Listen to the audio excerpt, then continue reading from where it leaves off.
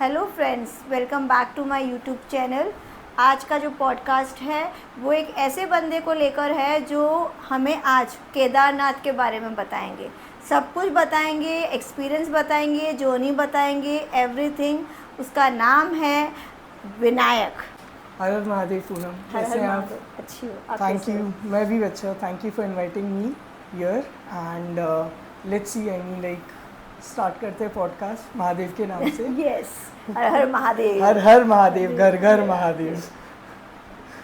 विनायक जी, पहला क्वेश्चन तो मेरा ये है कि आपको बोलते हैं जब बुलावा होता है तभी जाना होता है। सो आपकी ये जर्नी, आपकी मतलब कैसे, आपको क्या थॉट आया, कैसे आप उनका बुलावा आया, या कैसे आपको आपकी फीलिंग क्रिएट हुई जाने की? सो स्टार्ट से ज़रा हमको बताएंगे तो अच्छा लगेगा। ओके पूनम जी, जैसे आपने बोले कि बुलावा था, तो मेरी एक बहुत अच्छी फ्रेंड है जो she is a devotee to Shiva himself. तो हम लोग ऐसे ही बहुत दिनों के बाद मिले थे और हम लोग सोच रहे थे कि किधर जाना है। तो we were talking about 12 jyotirlingas और उसका सिग्निफिकेंस। तो अगर आप केदारनाथ के हिस्ट्री के बारे में जानेंगे तो it is basically related to moksha. Okay, जब महाभारत का युद्ध हुआ था और पांडवों को कृष्ण भगवान ने बोले थे कि you have to approach Shiva, कि आपको क्षमा याचना आपकी स्वीकारी जाए कि आप इतना युद्ध हुआ था।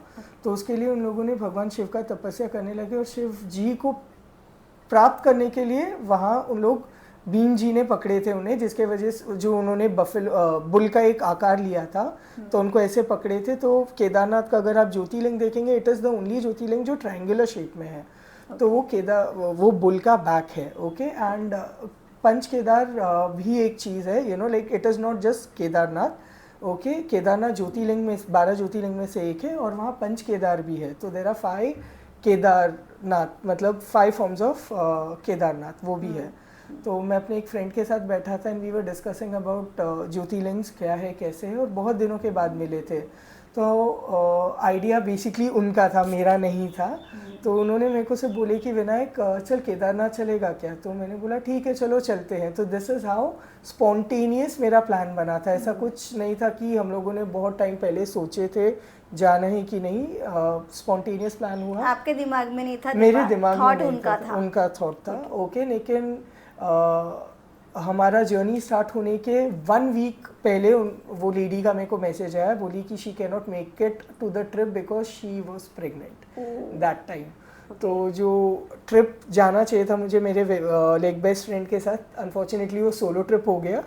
लेकिन महादेव जो बुलाते हैं तो कोई ना कोई जुगाड़ कर ही देते हैं। तो I got a group while my journey towards Kedarnath. तो ये है केदारनाथ का आपका स्टार्ट। अच्छा, ये तो आपने बता दिया आपके थॉट प्रोसेस और आपका कैसे बना केदारनाथ का भी, मुझे केदारनाथ जाना है।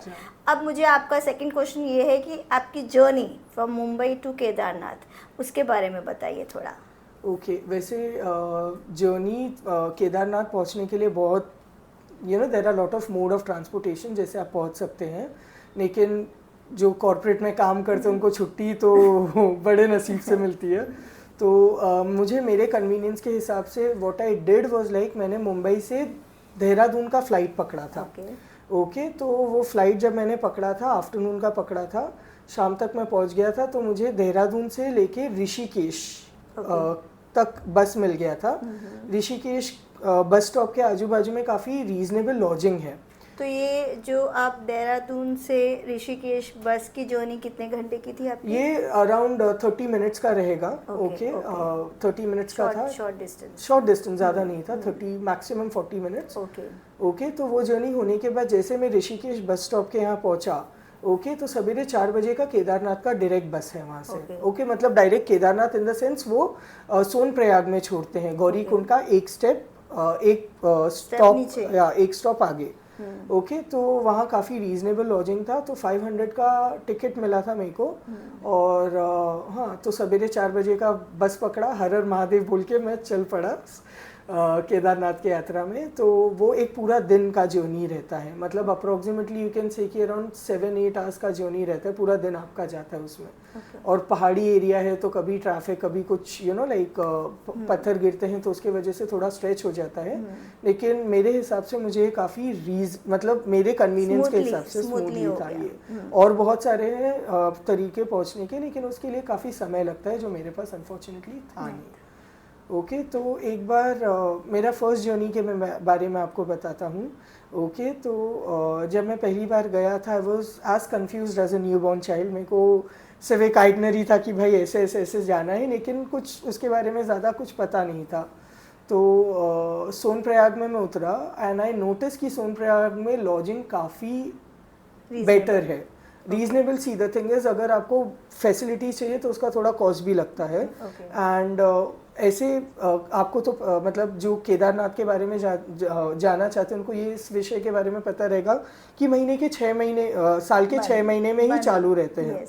तो वो टाइम कैसा रहता है कि if you want some sort of facility, okay, ताकि गर्म पानी अवेलेबल रहे, फुट मसाज रहे, तो वो सब ऐसे लॉजिंग आपको मिलेंगे सोनप्रयाग में। ओके, तो Sonprayag when it comes to lodging is far better than Gaurikund. Okay, Gaurikund में कैसे है कि अगर आपको जर्नी स्टार्ट करना है सवेरे तो रात को आप रह सकते हो फॉर फ्यू आवर्स। उसमें इतना कुछ फैसिलिटी नहीं है as compare to Sonprayag. Sonprayag is bit expensive, लेकिन इट इज फैसिलिटीज काफ़ी अच्छे हैं, बहुत अच्छे हैं। ओके, तो मुझे किसी ने बोला नहीं था, तो the big mistake that I did was like मैं गौरीकुंड चला गया। वहाँ since I was a solo traveller तो लॉजिंग मेरे को कुछ घंटों के लिए काफ़ी एक्सपेंसिव लगा था। ओके, वरना गौरीकुंड में ऐसा कोई प्रॉब्लम नहीं है, आप अपना जर्नी स्टार्ट कर सकते हैं। एंड तो गौरीकुंड में जब मैं था तो वहाँ से मैंने अपना जर्नी स्टार्ट किया towards Kedarnath. After halting for few hours मैंने अपना बैकपैक लिया और चल दिया।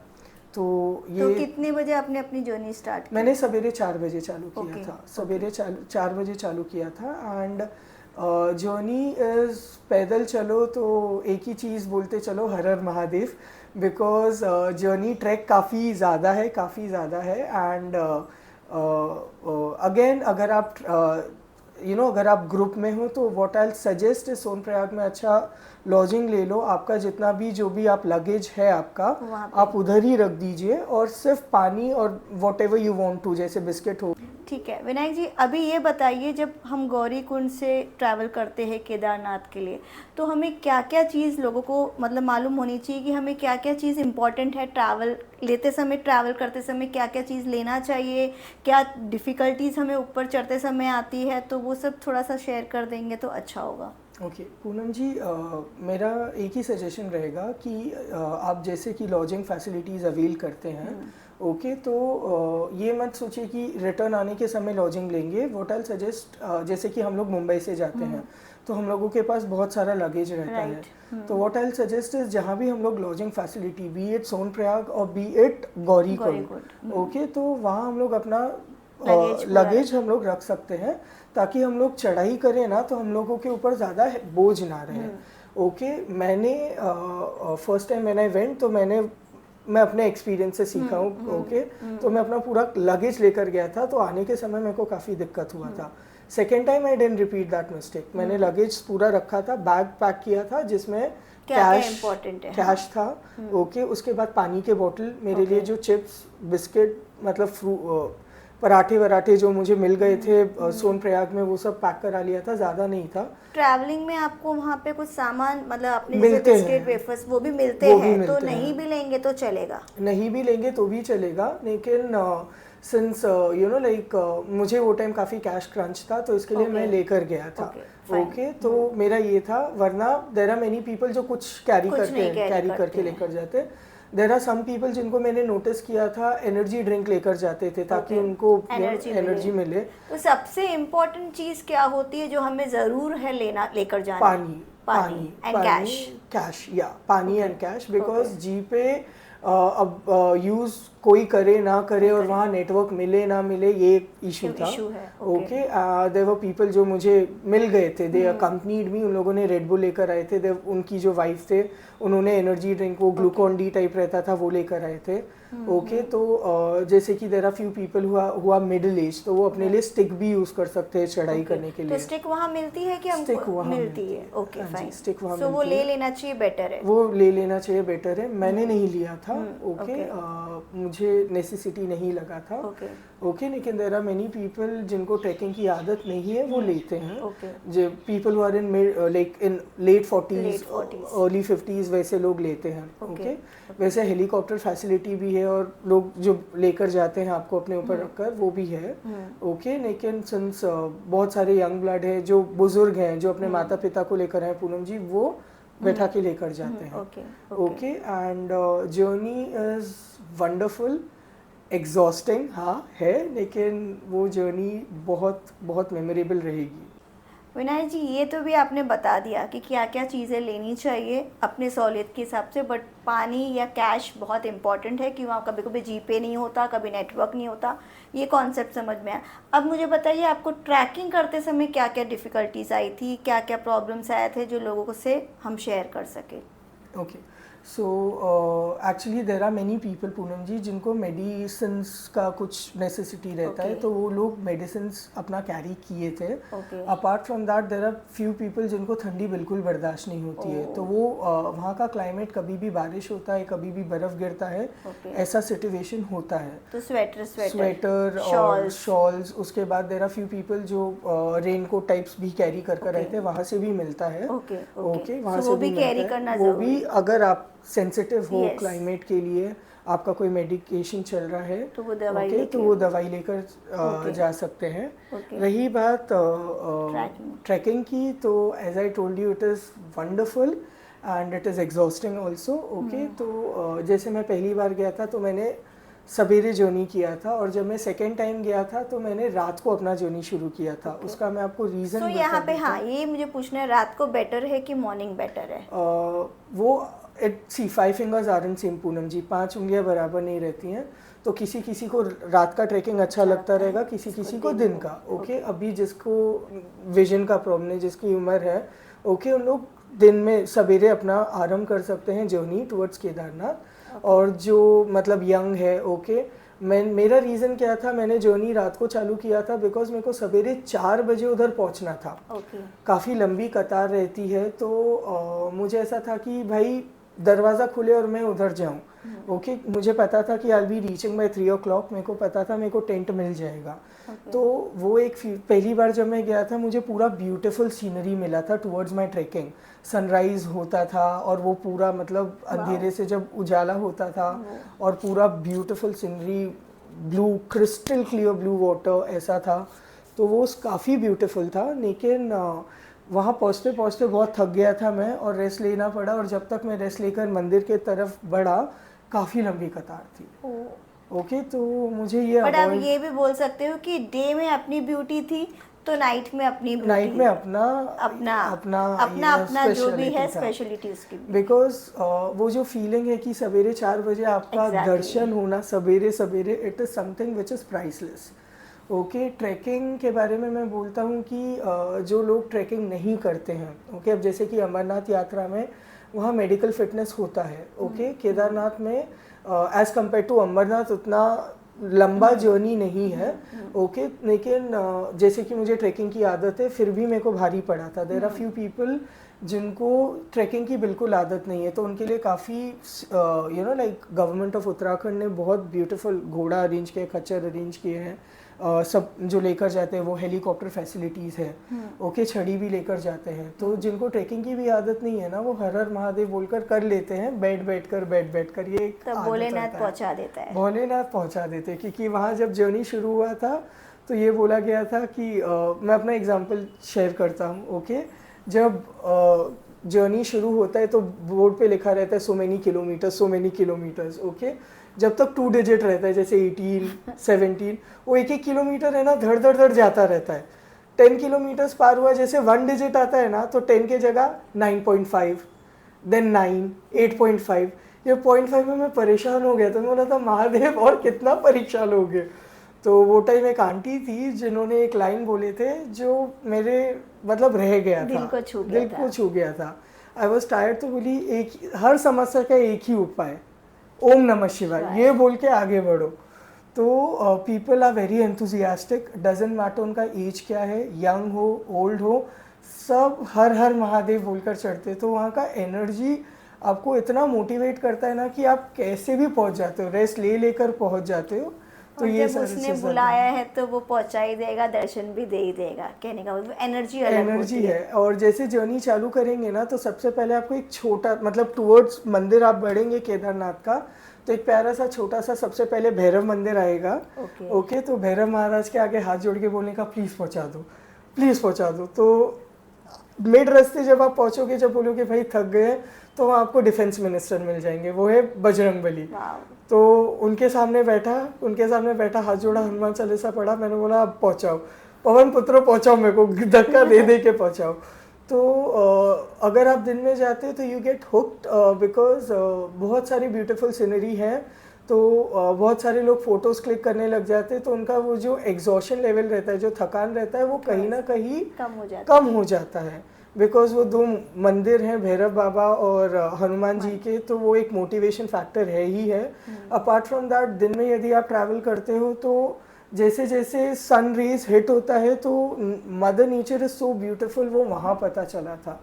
It is that beautiful because journey it is something जो मैं डिस्क्राइब नहीं कर सकता। It is that beautiful. Exactly, वो फोटोज़ भी मैंने क्लिक किया, लेकिन वो फोटोज़ क्लिक करने के बाद मेरे को ऐसा लगा कि फोटोज़ नॉट जस्टिफाइंग कि इतना ब्यूटिफुल नेचर है। एग्जैक्टली। अभी आप ऊपर पहुंच गए, अब पहुंचने के बाद आपका एक्सपीरियंस कैसे रहा, वो ज़रा शेयर कीजिए प्लीज़। पूनम जी, जब ऊपर पहुंचते हैं ना तो ऐसा लगता है कि आपको नींबू जी के जैसे निचोड़ चुके हैं। बिकॉज बहुत ट्रैक करने के बाद you know it's like finally when you reach, और वो मंदिर के सामने बैठना, it is the most peaceful thing a human can ever experience. Okay, आपका जो एग्जॉशन रहता है, आप इतना थक गए, आप सब भूल जाता, आप ये तक नहीं सोचोगे कि भाई मैं इतना चल कर आया हूँ। एक बंदा मेरे साथ था, ही वॉज नागपुर से था, वो बंदा बैठा था और घुटनों पे आ गया था। बोले थे बाबा इतना आपने थका दिया, लेकिन ऑल इट इज़ वर्थ आपके मंदिर के सामने बैठने का। एंड वो जैसे आप पहुँचोगे, मेरा ये एक सजेशन रहेगा कि यू नो लाइक जैसे आप पहुँचते हो ना, टेक सम रेस्ट, नहाओ, फ्रेशन अप हो, फिर दर्शन करो। बिकॉज इतना थकने के बाद जैसे आप तुरंत दर्शन करोगे ना, तो वो घाई गड़बड़ी टाइप फील होता है कि चलो पहुँच गए, झटपट दर्शन करो। आप पहुँचे हो, इतना लंबा कतार है, उसमें थोड़ा इन्जॉय करो। बिकॉज एक बार आप एंटर करते हो ना, वो जो प्रेजेंस है, क्योंकि जैसे आप मंदिर के अंदर एंटर करोगे, एज आई टोल्ड यू कि वो पांडवों ने शिव जी को मोक्ष प्राप्त करने के लिए बनाए थे। तो मंदिर के अंदर आपको द्रौपदी, माता कुंती, 5 पांडवों की मूर्ति मिलेगी। वो मंदिर मतलब उसका ब्यूटी इट इज़ सो कि आप एक बार एंटर करोगे ना तो आप दंग रह जाओगे कि इतना प्यारा मंदिर है ये। ओके, और ज्योतिर्लिंग का जो शेप है वो अद्भुत है, that is very unique. Okay, तो मेरा यही मकसद था जब मैं रात को अपना जर्नी शुरू किया था कि 3 बजे मैं पहुंच जाऊं, 1 घंटा मैं यू नो फ्रेशन अप हो जाऊं। ओके, और उसके बाद मैं 4 बजे जैसे दरवाज़ा खुले मैं एंट्री करूं, क्योंकि वो टाइम ऐसा था कि ठीक है इतना भी रश नहीं था, आई कुड मैनेज। ओके, बहुत टाइम तक मैं वेट नहीं किया था लाइन में। वो दर्शन होने के बाद जब अच्छे से दर्शन किए तो मंदिर इधर है और उसके पहाड़ के ऊपर है ना भैरव बाबा को बसाया है। ओके, ऐसा वो मंदिर नहीं है, उसको लॉक की नहीं है, आप रात को भी जा सकते हो चलकर ऊपर, दिन में, लेकिन आई सजेस्ट कि दिन में जाओ क्योंकि काफ़ी अंधेरा है। ओके, और वो कैसा है कि ऐसा सीधा चल के जाना है। ओके, तो रेलिंग कभी है कभी नहीं है, और सब एक इंसान इतना थक जाता है कि वो देखे नहीं, और इतना ट्रैक कर आते तो पैर अपने आप यू नो लाइक इधर उधर हाँ कांपने लगते हैं। तो वॉट आई सजेस्ट कि केदारनाथ बाबा के दर्शन करने के बाद अपोजिट साइड में पहाड़ में थोड़ा चलकर आपको भैरव बाबा के भी दर्शन हो जाएंगे, वो भी बहुत ब्यूटीफुल है। वो जरूर करना चाहिए। वो करना चाहिए कि नहीं मेरे को पता नहीं, since I was first time traveller, लेकिन मैंने किया। क्योंकि अगर माता जी की दर्शन भैरव बाबा के बगैर इनकम्प्लीट होती है तो ये तो उन्हीं का अवतार है, उन्हीं का रुद्र अवतार है। तो वो मैंने किया था। एंड अपना अपना जर्नी रहता है, कोई कोई लोगों को दिन में जाना पसंद रहता है, मुझे रात में मैं गया बिकॉज मुझे वेट टाइम नहीं करना था। क्योंकि केदारनाथ, सोमनाथ ऐसे ब्यूटीफुल प्लेस है कि दर्शन करने के बाद आप बाहर बैठे रह सकते हैं। ओके, ये दो चीज़ एक सोमनाथ में मैंने नोटिस किया कि, और एक केदारनाथ में। मैंने अभी तक 12 ज्योतिर्लिंग नहीं किया है, तो I can not speak for all 12 jyotirlingas, लेकिन केदारनाथ में कैसे कि दर्शन होने के बाद आप मंदिर के बाहर बैठ सकते हो, प्रार्थना कर सकते हो, वो पॉजिटिव एनर्जी फील कर सकते हो, और गेन करके भी अपने गेन करके भी आ सकते हो। एंड मेरा केदारनाथ का मैं आपको एक एक्सपीरियंस बताऊंगा। वो एक ऐसा मंदिर था कि जब मेरा दर्शन हुआ, मेरा इच्छा नहीं हुआ रिटर्न नीचे आने का। It was that positive, it was very Kameng, बहुत काम, बहुत कंपोज, बहुत पीसफुल था। लोग चिल्लाते थे हर हर महादेव, और वो एक्साइटमेंट में आप भी चिल्ला देते थे। एक चिल्लाया हर हर महादेव, 15-20 मिनट तक समझो कि वही चैंट चालू रहेगा। तो ये एक बेस्ट पार्ट है वो जगह का। इतने शोर में भी आपको पीस मिले, that is something which is very rare, very rare. और बहुत वो एक फीलिंग है कि इतना जर्नी कंप्लीट करने के बाद बाहर जब आप ऐसा पूरा हल्दी चंदन लगाते हैं और उसमें जय केदारनाथ लिखते हैं, त्रिशूल लगते हैं, वो कुछ फीलिंग ही अलग है। वो कुछ फीलिंग ही अलग है। वहाँ बैठिए। और अभी जब फ्लड हुआ था केदारनाथ उत्तराखंड में, तो जो पत्थर था जिसको भीम जी के नाम के रखा है, ओके, वो पत्थर को भी लोग पूछते हैं पीछे जाकर। वो पत्थर को भी लाइक वो जो था protector, that was something beautiful, huge piece of rock, जिसको छुआ, जिसको अच्छा लगा, बैठा, पूरा मंदिर को देखा अच्छे से।